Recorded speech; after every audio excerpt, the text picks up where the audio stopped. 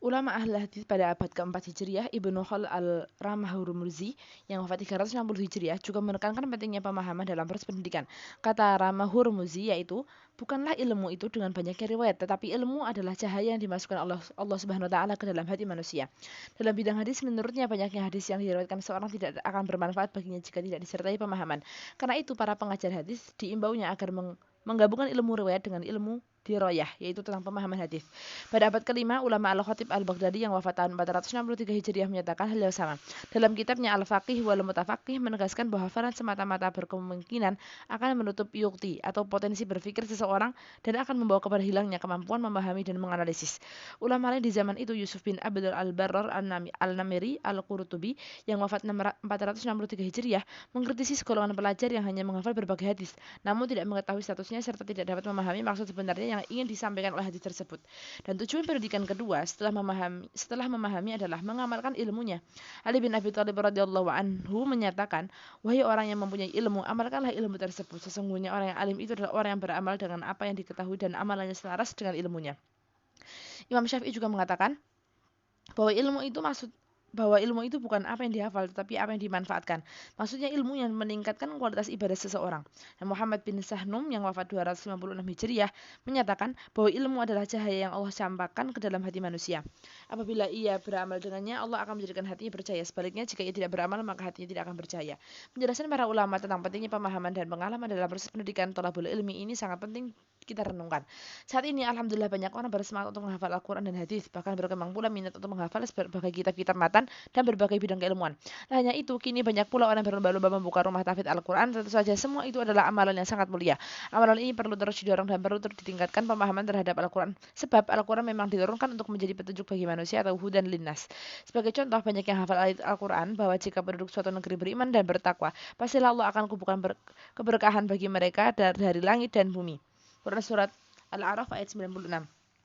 Maka ayat ini perlu dipahami maknanya dengan mendalam dan juga dipahami bagaimana mengaplikasikan dalam kehidupan pribadi, masyarakat, berbangsa, dan bernegara. Misalnya dalam perumusan konsep pembangunan dan pendidikan, perlu dimasukkan indikator iman dan takwa dalam pertanggungjawaban kepala-kepala daerah. Bukan hanya prestasi ekonomi yang dinilai. Jangan sampai target pembangunan lebih mengutamakan pencapaian hal-hal yang sifatnya materi tetapi mengabaikan peningkatan iman dan takwa masyarakat. Dan contoh lain disebutkan dalam Al-Quran bahwa Allah mencintai orang-orang yang berjuang di jalannya dalam shaf yang rapi. Seperti Quran As-Saffat ayat 4. Ayat ini perlu dipahami dengan mendalam sampai kepada pengalamannya. Jangan sampai kita berjuang di jalan Allah tetapi tidak dicintai Allah. Karena tidak melakukan koordinasi dengan kekuatan umat lainnya. Sehingga satu sama lain tidak saling mendukung dan saling menguatkan. Jadi begitulah contoh pentingnya pemahaman dan pengalaman ilmu sebagai tujuan utama pendidikan. Wallahu a'lam bishawab. Bab 11.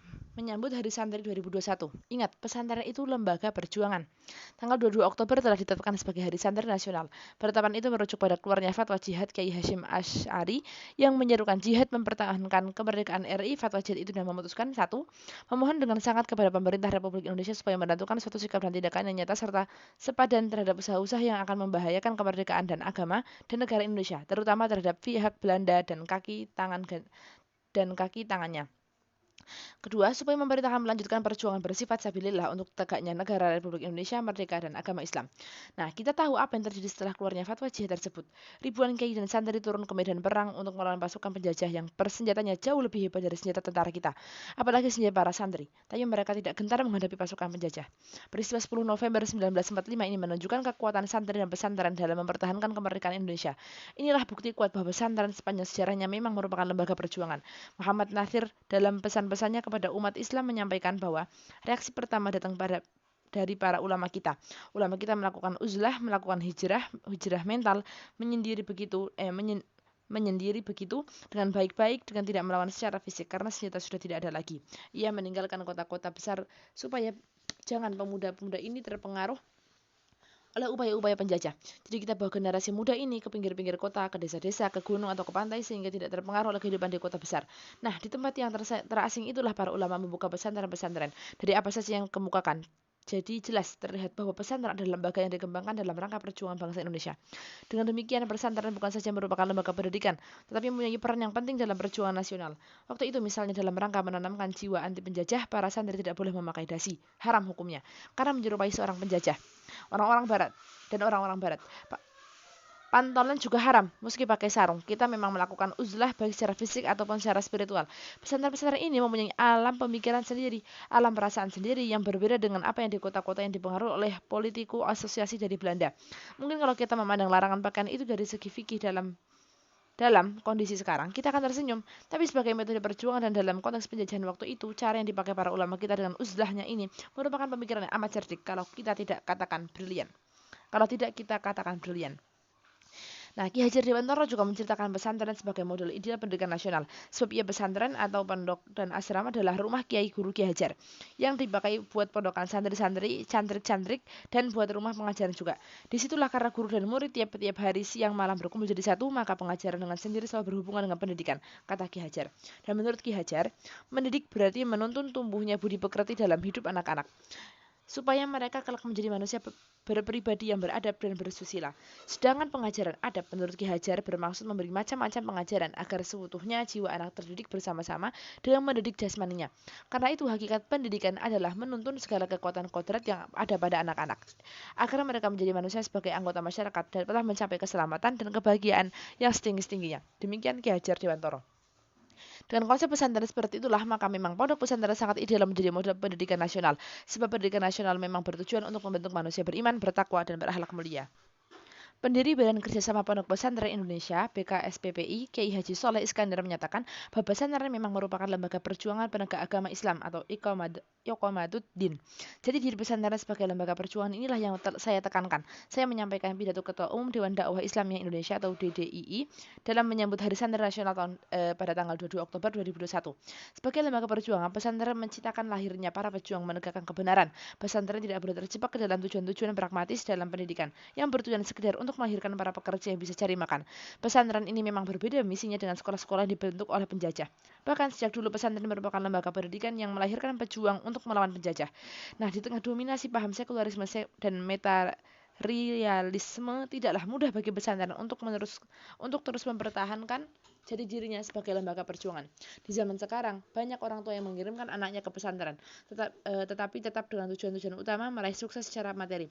Akhirnya pesantren dipaksa untuk mengikuti cara pikir pendidikan modern yang lebih mengutamakan pencapaian prestasi akademik dan materi, akhlak mulia. Sekolah dan perguruan tinggi memang diizinkan berdiri dengan kriteria lulusnya akan mendapatkan jenis pekerjaan tertentu. Memiliki ilmu dan keterampilan untuk bisa bekerja adalah hal yang baik, bahkan diwajibkan. Tetapi tujuan utama pendidikan adalah menjadi orang yang baik. Salah satu kriteria menjadi orang baik adalah memiliki ilmu dan keterampilan untuk bisa mandiri. Itulah sebenarnya hakikat pesantren. Pesantren ada karena nilai perjuangannya. Jika nilai perjuangan itu hilang, maka sebenarnya telah hilang pula hakikat pesantren. Selamat Hari Santri 22 Oktober 2001. Semoga pesantren-pesantren kita semakin banyak melahirkan para pejuang penegak kebenaran. Amin. Agar siswa bisa bernegara dengan adil dan beradab. Pada 27 September 2021, saya mengisi acara seminar wawasan kebangsaan yang diselenggarakan oleh MUI Kota Depok. Acara diselenggarakan secara daring atau online dan luring secara offline. Hadir di tempat acara kantor MUI Kota Depok, Ketua Umum MUI Depok dan sejumlah jajaran pimpinan MUI Depok lainnya. Pada kesempatan itu, saya menyampaikan presentasi dengan tema, yaitu menjadi orang Muslim yang baik sekaligus menjadi orang Indonesia yang baik. Tema ini sangat penting dibahas agar tidak muncul dua sikap ekstrim dalam bernegara. Pertama, yang mensucikan dan membenarkan apa saja yang ada dalam negara Indonesia. Ini sikap ekstrim kiri. Sikap ini membenarkan apa saja yang ada meskipun itu merupakan kemaksiatan seperti homoseksual, korupsi, perzinahan, penipuan dan sebagainya. Nah, kedua pandangan dan sikap yang menganggap bahwa kita tidak bisa menjadi muslim yang baik jika tetap tinggal di Indonesia sebab Indonesia tidak menerapkan syariat Islam secara sempurna. Bahkan yang kedua, ia menganggap Indonesia sebagai negara kafir dan para pejabatnya juga dianggap kafir. Kedua sikap ekstrem itu tidak adil dan tidak bijak. Mari kita sempatkan berpikir sejenak. Apakah NKRI ini sekarang sama dengan statusnya kafirnya dengan negara Amerika Serikat, negara Rusia, negara Hindu Majapahit, negara Hindia Belanda? Tidak adakah sedikit saja hasil perjuangan para ulama dan mujahidin yang mengorbankan jiwa, harta, dan pikiran mereka mengusir penjajah kafir? Bukankah penduduk negeri ini dulunya 100% Hindu, Buddha, dan animis? Setelah beratus tahun berproses dalam dakwah, negeri ini berubah menjadi negeri muslim. Nah, dengan hampir 100% penduduknya beragama Islam, apakah ini tidak ada artinya? Apakah negeri ini tetap dikatakan negara kafir yang wajib ditinggalkan oleh kaum muslimin? Ini tidak benar dan tidak adil. Salah satu perintah Allah kepada kita yang termaktub dalam berbagai ayat Al-Quran adalah agar kita berlaku adil. Hai orang-orang yang beriman, hendaklah kamu menjadi orang-orang yang selalu menegakkan kebenaran karena Allah, menjadi saksi dengan adil, dan janganlah sekali-sekali kebencianmu terhadap suatu kaum mendorong kamu untuk berlaku tidak adil. Berlaku adillah karena adil itu lebih dekat kepada takwa, dan bertakwalah kepada Allah, sesungguhnya Allah Maha mengetahui apa yang kamu kerjakan. Quran Surat Al-Ma'idah ayat 8. Kata adil lazimnya diberi makna wad'u syai'in ila muhallihi, meletakkan sesuatu pada tempatnya, sesuatu dengan ketentuan Allah. Kita wajib berlaku adil dalam bernegara di mana saja. Artinya kita memahami realitas Indonesia sebagai negeri muslim terbesar di dunia. Ini negeri yang diamanahkan para ulama. Pada saat yang sama kita wajib berjuang untuk melanjutkan perjuangan para ulama agar Indonesia ini menjadi negeri yang adil, makmur, dan dalam naungan ridha Allah Subhanahu wa taala. Islam memiliki konsep negara teladan sebagaimana dicontohkan oleh Rasulullah SAW saat memimpin negara Madinah atau Madinah State. Inilah satu negara ideal. Bentuk negara ideal itu pernah terwujud dengan nyata. Bahkan Profesor Hamidullah, seorang pakar manuskrip kuno, dalam penelitiannya menemukan bahwa Piagam Madinah adalah konstitusi negara tertulis di dunia dengan the first written constitution in the world. Cita negara ideal ini populer dengan sebutan baldatun thayyibatun wa rabbun ghafur, negara yang makmur dan dalam naungan ridha Allah. Sepatutnya sebagai muslim kita memahami apa yang diajarkan konsep negara ideal sebagaimana digambarkan dalam surah Al-A'raf ayat 96, yang maknanya jika penduduk suatu negeri beriman dan bertakwa maka pastilah kami bukakan berkah dari langit dan dari bumi. Tujuan inilah yang diperjuangkan oleh banyak organisasi Islam di Indonesia melalui dakwah dan pendidikan. Dalam anggaran dasar organisasi Muhammadiyah disebutkan bahwa tujuan Muhammadiyah adalah mewujudkan masyarakat Islam yang sebenar-benarnya. Jadi problem utama masyarakat kita adalah keimanan atau masalah akidah Islam. Tanpa akidah Islam, maka tidak ada Islam. Allah Subhanahu wa taala memerintahkan kaum muslim menjadi orang yang bertakwa di mana saja dan kapan saja. Apakah ia hidup di negara komunis, negara sekuler, negara kapitalis, atau negara Islam. Rasulullah SAW memberi teladan sebagaimanapun beliau menjadi manusia bertakwa baik sebelum maupun di era Madinah. Dan tahun 1955 Partai Islam Mas Jumi ikut pemilu. Anggaran dasar Mas Jumi menegaskan suatu tujuan partai ini, yaitu tujuan partai ialah terlaksananya ajaran dan hukum Islam di dalam kehidupan seorang masyarakat dan negara Republik Indonesia menuju keridhaan ilahi. Kita percaya bahwa Muhammad Nasir, Buya Hamka, dan banyak ulama serta perjuangan Islam lainnya telah berjuang dengan tepat melalui saluran-saluran konstitusional yang ada. Jadi bernegara dengan adil dan beradab adalah menerima kenyataan realitas yang ada dengan menghargai berbagai hasil perjuangan para ulama dan para pahlawan sepanjang sejarah. Kita mensyukuri apa yang ada pada saat yang sama. Kita juga harus melanjutkan perjuangan mereka untuk membina diri dan masyarakat dengan ajaran-ajaran Islam, sehingga mereka menjadi manusia-manusia yang beriman, bertakwa, dan berakhlak mulia sebagaimana diamanahkan dalam pasal 31 ayat 3 UUD tahun 1945. Pada kesempatan itu ada pengurus MUI Depok yang bertanya bagaimana sikap kita terhadap pemerintah. Jawabannya sebagai ulama kewajiban itu adalah berdakwah, terus melaksanakan amar ma'ruf nahi munkar dengan cara yang benar dan bijak, siapapun pemerintahnya. Demikianlah pentingnya pemahaman dan sikap yang adil dan beradab dalam kehidupan berbangsa dan bernegara kini. Dalam kurikulum Merdeka Belajar, pendidikan Pancasila menjadi pelajaran wajib agar pelajaran ini bisa mencapai hasil yang maksimal untuk melahirkan pelajar Pancasila. Maka para siswa perlu diberikan pemahaman yang adil terhadap Pancasila. Wallahu a'lam bishawab. Bab 13. Peringatan mantan wakil kepala BIN tentang penempatan Pancasila sebagai ideologi tunggal. Mantan wakil kepala BIN, yaitu As'ad Said Ali, memberikan pandangan penting tentang penafsiran Pancasila dan penerapannya di masa Orde Baru. Dalam bukunya, Negara Pancasila atau Jalan Kemaslahatan Berbangsa, itu Jakarta, tahun 2009, As'ad menulis kecenderungan untuk menempatkan Pancasila sebagai ideologi negara kembali tertulang pada masa Orde Baru, jika bakalnya sudah tertanam sejak demokrasi terpimpin. Dan menurut As'ad, di masa Orde Baru, dasar negara kembali diperlukan sebagai sebuah ideologi tunggal. Pancasila versi Orde Baru diradikalisasi secara lebih mendalam dan ditempatkan sebagai ideologi jati diri dan Weltanschauung bangsa, jaminan kesejahteraan, dan lain-lainnya. Pendek kata, Pancasila selama Orde Baru telah ditransformasikan menjadi suatu kontradiksi gagasan-gagasan yang utuh dan berfungsi sebagai ideologi negara yang resmi dan mutlak serta memiliki kebenaran tunggal alias monointerpretasi. Tahun 1986, Sekretariat Negara RI menerbitkan buku bahan penataran dan bahan referensi penataran yang isinya antara lain berupa penegasan Presiden Soeharto tentang posisi Pancasila sebagai sumber dari segala gagasan kita mengenai wujud masyarakat yang kita anggap baik, yang menjamin kesentosaan kita semua, yang mampu memberi kesejahteraan lahir batin bagi kita semua. Terhadap penjelasan semacam itu, As'ad memberikan kritiknya dengan menyatakan bahwa itu sama dengan menerima kebenaran Pancasila hampir dan tanpa perlu pembuktian. Untuk menerima kebenaran Pancasila, maka harus dilakukanlah proses penghayatan yang kemudian diaplikasikan dalam berbagai bentuk penataan. Metode tunggal untuk melakukan kemudian ditetapkan dalam TAP MPR nomor 3, nomor 2, atau MPR tahun 1978 tentang pedoman penghayatan dan pengamalan Pancasila atau P4. Dan pada akhirnya P4 memang ditempatkan sebagai tafsir tunggal Pancasila dengan metode penghayatan dan pengalaman. Jadi menurut As'ad di masa Orde Baru, Pancasila telah ditempatkan sebagai sebuah ideologi yang berkomprehensif. Pancasila adalah jiwa dan kepribadian, Pancasila adalah pandangan hidup, Pancasila adalah tujuan, Pancasila adalah perjanjian luhur, Pancasila adalah dasar negara, dan seterusnya. Terhadap penempatan Pancasila seperti ini, As'ad Said Ali memberikan komentarnya. Maka ketika sudah ditempatkan sangat sentral, Pancasila kemudian mempunyai kebenaran tunggal serta menampik gagasan lain yang dianggap kurang bersesuaian. Itu terlihat dari retorika negara yang menganggap Pancasila sebagai ideologi tidak bersesuaian dengan ideologi komunisme maupun kapitalisme. Demikianlah kita kemudian menyaksikan sebuah masa di mana negara menjadi pihak yang bertanggung jawab mengajarkan bagaimana seharusnya berperilaku dengan yang benar menurut Pancasila. Dan kesadaran ini ditanamkan sebagai lembaga-lembaga pendidikan mulai dari tingkat SD sampai perguruan tinggi melalui pendidikan moral Pancasila atau PMP dan pendidikan sejarah perjuangan bangsa yaitu PSBB. Selain itu masih ada penataran P4 yang diwajibkan bagi seluruh elemen masyarakat. Dan semua instrumen itu dimasukkan untuk mengajarkan bagaimana seharusnya menghayati dan mengamalkan Pancasila, bagaimana berperilaku menurut Pancasila, dan seterusnya. Tidak lupa pula diberikan contoh perilaku yang dianggap menyimpang dari Pancasila, yang didefinisikan sebagai bahaya ekstrem kiri dan ekstrem kanan. Negara menjadi pihak yang paling benar dalam menafsirkan dan mengajarkan Pancasila. Negara pula yang mengontrol potensi menyelewengkan dari tafsir resmi. Dan pada akhirnya di tangan Orde Baru, Pancasila mengalami nasib yang tragis. Berikut ini komentar panjang dari As'ad Said Ali tentang nasib Pancasila tersebut. Sejarah selanjutnya dapat kita simak. Pancasila yang telah direbut negara justru kedodoran ketika menjelaskan perilaku pemerintahnya. Masyarakat tidak mampu mengontrol karena kebenaran dan kontrol ideologi hanya pada milik negara. Padahal Pancasila belum mampu berkembang menjadi ideologi ilmiah atau apapun yang dapat dipertandingkan dengan ideologi-ideologi besar. Dan keinginan Pancasila untuk membumi malah kontraproduktif menjadi indoktrinasi. Pancasila kemudian tersudut, dikeramatkan, dimonopoli, dan dilindungi dengan tindak kekerasan. Pancasila yang keropos itu akhirnya mengalami nasib naas yang jatuh tersungkur pada rezim Orde Baru. Masyarakat menjadi trauma dengan Pancasila. Dasar negara ini seolah dilupakan karena hampir identik dengan rezim Orde Baru. Dan tragedi demikian seperti mengulang pengalaman 3 dekade sebelumnya, yang itu sejarah berulang. Dan demikianlah peringatan penting dari mantan wakil kepala BIN yaitu As'ad Said Ali. Dan akhirnya jatuhlah Orde Baru yang tampilnya Orde Reformasi dan masih belum memuaskan di kehidupan yang banyak masyarakat Indonesia.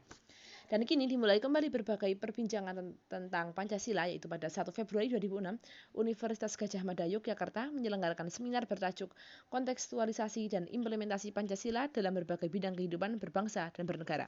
Nah, ketika itu Rektor UGM itu Profesor Dr. Sofyan Effendi, MPA, menyatakan bahwa nilai-nilai Pancasila sebenarnya sudah sangat cocok karena merupakan intisari corak hidup bangsa Indonesia. Sayangnya, kata Sofyan Effendi, dalam pelaksanaan nilai-nilai Pancasila telah diselewengkan dan diperingan hanya sebatas pemahaman tekstual. Dalam pidato sewaktu memperingati hari kelahiran Pancasila pada 1 Juni 1977, Bung Hatta menyampaikan kegalauannya terhadap penyimpangan-penyimpangan dalam pelaksanaan landasan dasar negara kesatuan tersebut. Ternyata kata Hatta seperti dikutip oleh Rektor UGM, Pancasila hanya dilaksanakan di bibir saja. Lihat Abbas Hamami, Miterja. Profesor Kailan, seorang pemakalah dan seminar di UGM tersebut, mengungkapkan kekhawatirannya akan masa depan Pancasila. Jikalau kita mau jujur dewasa ini, Pancasila hanya tinggal rumusan verbal sila-sila Pancasila yang terdapat dalam pembukaan UUD 45, perguruan tinggi pun akan nampaknya sudah akan menghilangkan Pancasila dari kajian ilmiah, dan kalangan elit politik merasa tidak populer jika kalau berbicara tentang Pancasila, apalagi bersuara dan berniat untuk melaksanakan. Jikalau hal ini dibiarkan berlalu, maka bukanlah mustahil dalam waktu singkat negara Indonesia yang diperjuangkan oleh para pendiri bangsa dengan darah dan nyawanya akan hancur oleh anak-anak bangsa sendiri yang berpola pikir terjajah oleh bangsa lain. Sebagai bangsa besar yang memiliki tradisi dialog intelektual yang panjang, sepatutnya kita bisa belajar dari sejarah dan peringatan para tokoh dan intelektual tentang Pancasila itu perlu kita perhatikan. Jangan sampai Pancasila ditafsirkan secara sepihak dan dimanfaatkan untuk kepentingan tertentu demi menyingkirkan pihak lain yang dituduh tidak Pancasialis. Sekali lagi, mari kita belajar dari sejarah. Bab 14. Makna mencerdaskan kehidupan bangsa. Salah satu tujuan penting bernegara sebagai amanah dari pembukaan Undang-Undang 1945 adalah mencerdaskan kehidupan bangsa, yaitu pasal 31 ayat C Undang-Undang 1945 juga menyatakan pemerintah mengusahakan dan menyelenggarakan satu sistem pendidikan nasional yang meningkatkan keimanan dan ketakwaan serta akhlak mulia dalam rangka mencerdaskan kehidupan bangsa yang diatur dengan undang-undang. Apa makna bangsa yang cerdas? Secara intelektual, cerdas bermakna bangsa kita menguasai berbagai ilmu, pengetahuan, dan teknologi. Tetapi secara spiritual atau kejiwaan, kecerdasan jiwa diukur dari tingkat ketakwaan kepada Allah Subhanahu wa taala. Pujangga besar Raja Ali Haji merumuskan untayan kata-kata indah dalam Gurindam 12. Di antara tanda orang berakal di dalam dunia, ia yang mengambil bekal. Jadi orang cerdas adalah orang yang menjadikan kehidupan dunia ini sebagai bekal untuk kehidupan akhirat. Dan bekal terbaik adalah ketakwaan. Dalam konsep Islam, manusia memang merupakan panduan unik antara jasad dan ruh. Keduanya tidak bisa terpisahkan, cerdas secara intelektual, sepatutnya juga cerdas secara spiritual. Karena itulah sejak awal turunnya Al-Quran, manusia diperintahkan untuk membaca atau Iqra dengan nama Tuhan. Tujuan penting dari membaca ayat-ayat Allah adalah agar manusia mengenal Tuhannya dan kemudian beribadah kepada Allah Subhanahu wa taala. Sebab untuk beribadah kepada Allah Subhanahu wa taala itulah tujuan manusia diciptakan. Karena itu, jika program mencerdaskan bangsa diartikan sebagai menguasai ilmu, pengetahuan dan teknologi untuk mengeksploitasi alam, program itu masih bersifat parsial dan superficial. Berbagai konsep pembangunan pendidikan yang ditujukan hanya untuk memenuhi kebutuhan fisik manusia sejatinya hanya meletakkan bangsa kita menjadi satelit bagi negara-negara maju. Karena itu makna mencerdaskan kehidupan bangsa yang utama adalah kemajuan secara kejiwaan. Sebab inilah landasan kemajuan bagi manusia dan masyarakat. Jiwa yang cerdas menurut Ibnu Qayyim al-Jauziyah adalah jiwa yang kenal Tuhannya, cinta Tuhannya, dan taat pada Tuhannya. Jiwa cerdas semacam itu hanya bisa diraih sebagai proses perjuangan yang berat, yang dalam Islam dikenal dengan istilah tazkiyatu an-nafs, yaitu pembersihan jiwa. Sesungguhnya telah meraih kemenangan orang-orang mensucikan jiwanya dan merugikan orang yang mengotorinya. Quran Surat Asy-Syams ayat 9-10. Nabi Muhammad SAW bersabda, Allah Subhanahu wa taala berfirman bahwa sesungguhnya aku menciptakan hamba-hambaku dalam keadaan hanif. Kemudian datanglah setan kepada mereka, maka kemudian setan menyelewengkan mereka dari agama mereka. Hadis riwayat Muslim. Jiwa manusia memang diberi kemampuan oleh Allah untuk memilih yang baik dan yang buruk. Quran Surat Asy-Syams ayat 8. Maka beruntunglah orang yang mau mensucikan jiwanya dan merugilah orang yang mengotori jiwanya. Imam Ibnu Katsir dalam tafsir yang menjelaskan bahwa maksud mensucikan jiwa adalah menjalankan ketaatan kepada Allah Subhanahu wa taala. Ada dua khusus yang dibaca Rasulullah sallallahu alaihi wasallam saat membaca ayat ini. Allahumma ati nafsi taqwaha anta waliyuha wa maulaha wa khairu ma zakkaha. Ya Allah, berikanlah kepada jiwa ketakwaan. Engkaulah wali dan tuannya dan engkaulah sebaik-baik yang mensucikannya. Islam tidak mengenal pemisahan yang ekstrem antara jiwa dan raga. Sebagaimana pandangan sebagai kaum sekuler yang menganggap bahwa dosa manusia adalah semata-mata karena dosa kejiwaan. Islam tidak mengenal konsep konspirasi jiwa raga semacam itu. Seorang yang meluncurkan tubuhnya misalnya tetap dipandang berdosa dan mengotori jiwanya, meskipun ia melacur demi membantu ekonomi keluarganya. Dan laki-laki dan perempuan yang berzina, meski tidak saling merugikan, tetap merupakan kejahatan serius dalam Islam. Sama halnya dengan tangan yang mencuri harta orang lain, tetap dipandang berdosa, meskipun ia mengaku jiwanya tetap suci selama mencuri, sebab ia mencuri untuk tujuan pembangunan musola. Dengan ibadah, tiap muslim dilatih dengan keras untuk mensucikan jiwa dengan cara menundukkan hawa nafsu. Nafsu harus ditundukkan, bukan dibunuh. Rasulullah SAW pernah menegur sahabatnya yang mencoba hendak berpuasa menerus tanpa berbuka. Begitu juga sahabat yang enggan menikah karena menyangka pernikahan menjauhkannya dari ketakwaan. Dan Islam bukan agama yang ekstrim, terjebak dalam kutub materialisme ekstrim atau spiritualisme yang kebablasan seperti menolak kenikmatan duniawi yang dihalalkan oleh Allah. Maka manusialah yang harus mengendalikan nafsunya dan bukan sebaliknya dikendalikan oleh hawa nafsunya. Adapun orang yang durhaka dan mengutamakan kehidupan dunia, maka neraka jahimlah tempat dia, sedangkan yang takut akan kebesarannya Tuhannya dan menahan diri dari hawa nafsunya, maka surgalah tempat dia. Quran Surat An-Nazi'at ayat 37-41. Nabi Muhammad SAW bersabda, Al-Mujahid man jahada nafsahu. Hadis riwayat Tirmizi. Seorang mujahid adalah orang yang berjuang menundukkan nafsunya. Menundukkan nafsu adalah jihad yang besar, sehingga perlu dilakukan dengan sungguh-sungguh dengan segala macam latihan ibadah yang sungguh-sungguh. Mujahadah. Dan kita berharap menjadi mukmin yang bahagia dan memiliki nafsu yang tenang. Nafsul mutmainnah. Wahai nafsul mutmainnah, wahai jiwa yang tenang, kembalilah kepada Tuhanmu dengan penuh ridho dan diridhoi.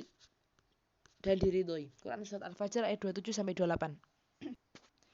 Imam Ibnu Katsir menyatakan bahwa saat sakratul maut dan saat di akhirat nanti hamba Allah dengan jiwa yang tenang mutmainnah akan mendapatkan seruan, hai jiwa yang tenang, kembalilah pada Tuhanmu dengan hati yang ridho dan diridhoi, yakni dia rela menjadikan Allah sebagai Tuhannya dan Allah pun ridho menjadikan dia sebagai hamba yang dikasihinya. Dan Ibnu Katsir mengutip sebuah doa Rasulullah SAW bersabda, Ya Allah, aku memohon kepadamu akan jiwa yang tenang, yang beriman akan berjumpa denganmu dan ridho atas keputusanmu dan merasa puas dengan pemberianmu. Allahumma inni as'aluka nafsan mutmainnatan tu'minu biliqa'ika wa tarada biqada'ika wa taqanu bi ataika. Dan inilah konsep mencerdaskan bangsa yang komprehensif sebagaimana diamanahkan oleh Undang-Undang 1945. Jiwa yang cerdas akan melahirkan juga akal yang cerdas. Ilmuwan yang tidak memiliki kecerdasan jiwa akan menjadi ilmuwan yang sombong dan angkuh kepada Tuhannya. Wallahu a'lam bishawab. Bab 15, umat-umat Islam perlu merumuskan peta jalan pendidikan sendiri. Dan tahun 2045, saat Indonesia berumur 100 tahun, pemerintah menargetkan Indonesia sudah termasuk kategori negara maju, atau istilah populernya Indonesia Emas 2045. Ada 2 program besar yang dicanangkan pemerintah, yaitu pembangunan infrastruktur dan 2 pembangunan SDM. Dalam program pembangunan SDM yang unggul itulah pemerintah bersama DPR RI menyiapkan peta jalan pendidikan nasional 2035. Dan peta jalan ini sangat memicu kontroversi luas, terutama terkait dengan frase agamanya dikabarkan sempat hilang, dan pihak pemerintah melalui Kemendikbud sudah memberikan klarifikasi.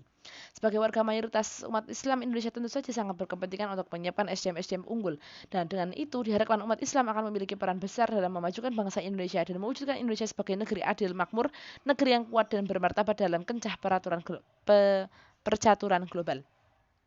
Dalam perspektif pendidikan Islam, saat inilah tahun 2022, saat yang tepat untuk menyiapkan generasi unggul. Anak-anak yang kini berumur 10-20 tahun, maka 23 tahun lagi mereka akan berumur 33-43 tahun. Itulah umur-umur ideal mereka tampil sebagai pemimpin dalam berbagai bidang kehidupan. Untuk itulah perlu disiapkan peta jalan pendidikan Islam 2022 sampai 2045.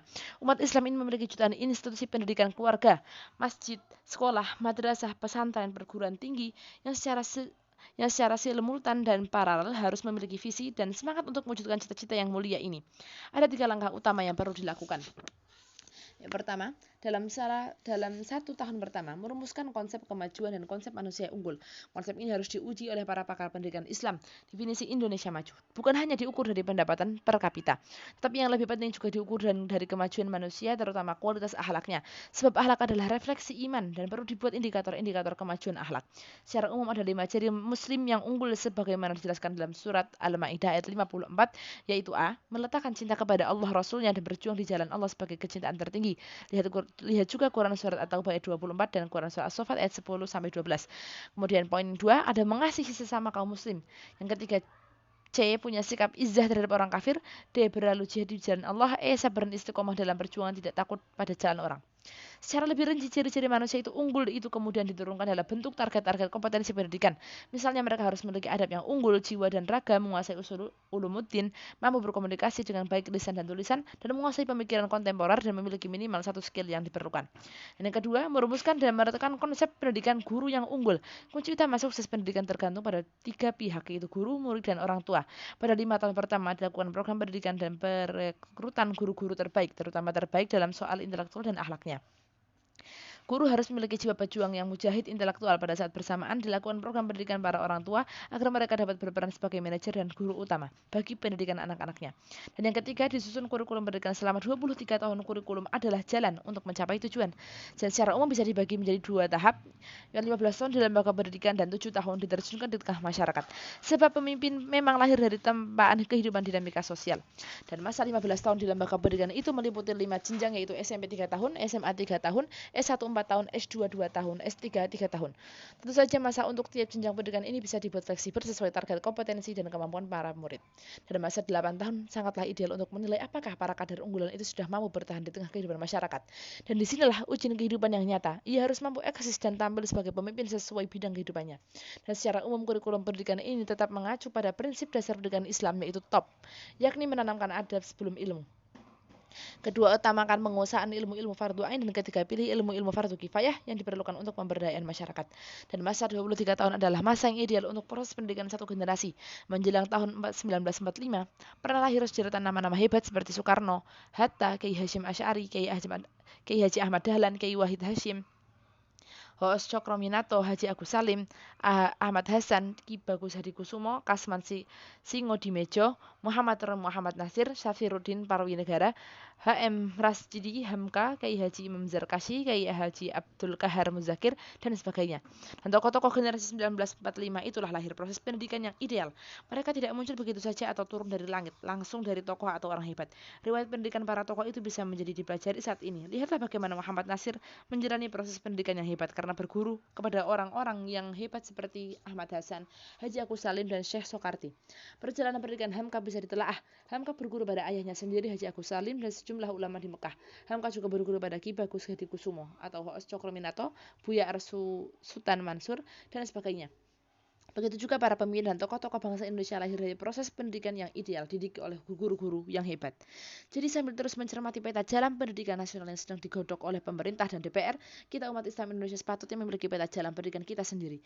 Undang-undang Sisdiknas dan berbagai peraturan dalam bidang pendidikan memberi peluang besar bagi umat Islam untuk merumuskan dan menerapkan peta jalan pendidikan Islam tahun 2022 sampai 2045. Jika ditanyakan apakah peta jalan pendidikan Islam ini bisa dilaksanakan, jawabannya bukan hanya bisa, tetapi wajib dilaksanakan. Sebab umat Islam mewarisi satu konsep dan model pendidikan ideal yang sudah teruji dan abadi. Juga saat ini kita memasuki era disrupsi di mana informasi tentang ilmu pengetahuan begitu mudah didapatkan dari dunia internet. Karena itu sekaranglah saatnya kita melangkah. Umat Islam Indonesia telah mendapat keistimewaan untuk menjalankan pendidikan Islam.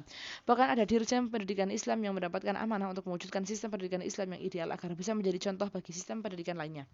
Apalagi tujuan pendidikan nasional adalah Konstitusi Undang-Undang 1945 Pasal 31 Ayat 3 dan sudah sejalan dengan tujuan pendidikan Islam, yakni membentuk manusia beriman, bertakwa, dan berakhlak mulia. Semoga kita umat Islam Indonesia bisa memanfaatkan peluang yang sangat baik ini, dan semoga Allah menolong kita. Amin.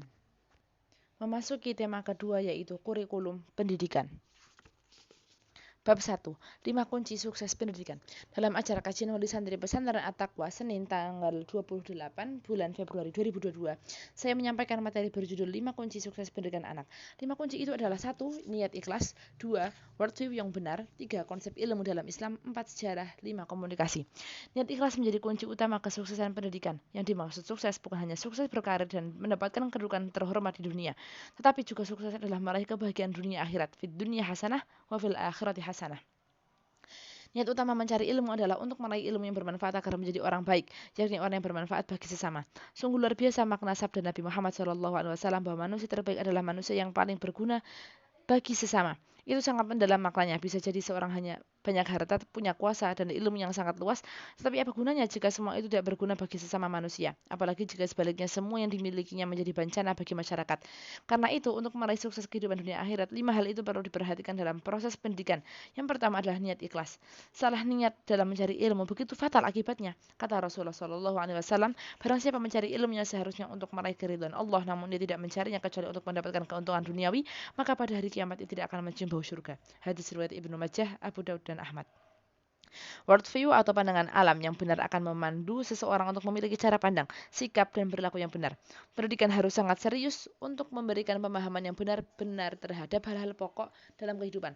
Seorang anak harus memiliki pemahaman yang kokoh tentang siapa dirinya, untuk apa ia hidup di dunia ini, dan mau kemana setelah ia mati, bahwa akhirat itu adalah kehidupan yang abadi, dan bahwa dunia ini jangan dijadikan tujuan, dan sebagainya.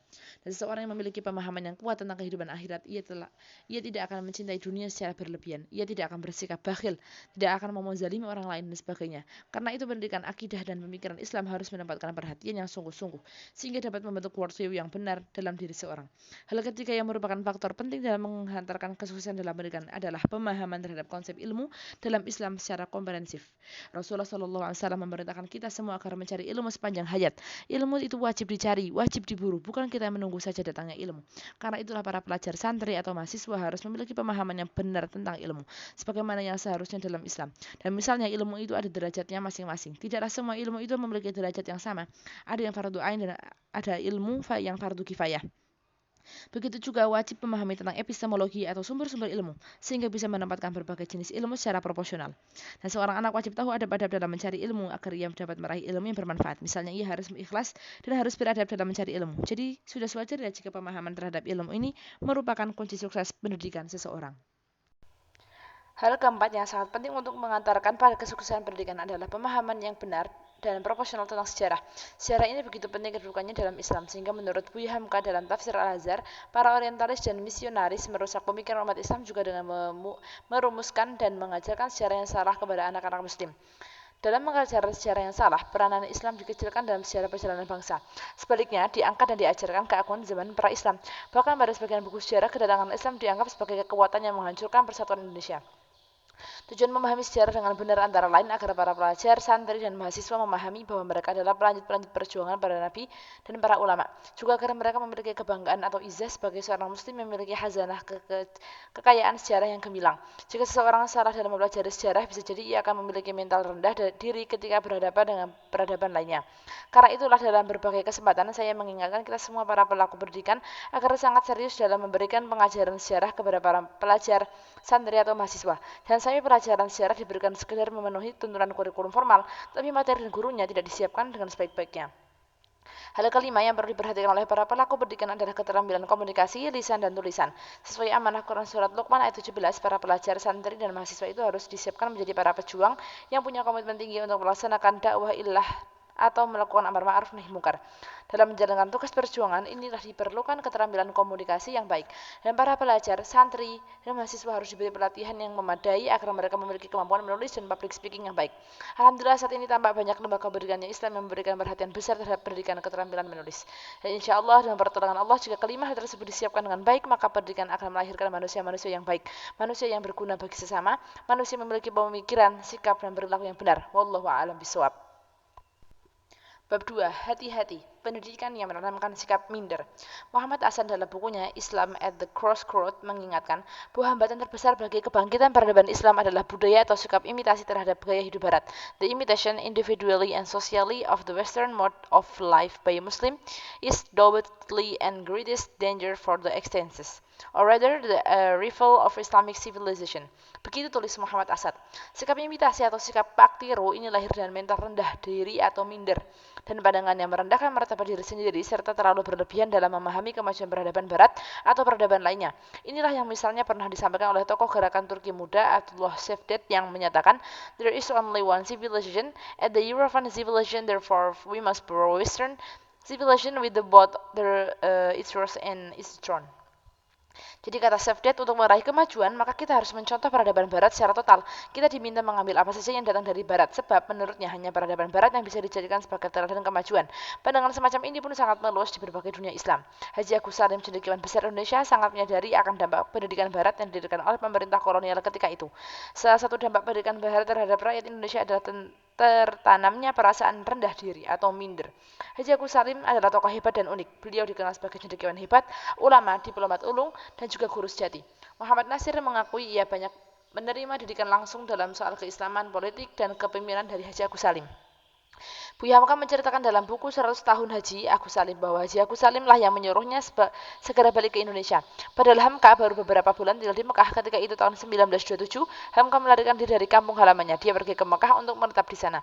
Dan dalam buku Manusia dalam Kemelut Sejarah tahun 1994, Mr. Muhammad Roem, seorang tokoh Islam yang juga diplomat ulung, menulis satu artikel yang menarik tentang Haji Agus Salim dengan judul "Memimpin adalah Menderita". Kesaksian Haji Agus Salim, bahasa Belandanya adalah Leiden is Jilin. Sebagai aktivitas Jong Islamiten Bond atau JIB dengan sebagai kawan anak-anak Haji Agus Salim, Muhammad Roem sering berkunjung ke rumah Haji Agus Salim untuk menghindarkan anak-anaknya dari model pendidikan Barat. Haji Agus Salim mendidik seluruh anaknya di rumah. Anak-anaknya tidak disekolahkan tetapi lancar berbahasa Belanda sejak kecil. Haji Agus Salim menerangkan bahwa ia sendiri sudah melalui jalan berlumpur akibat pelajaran kolonial.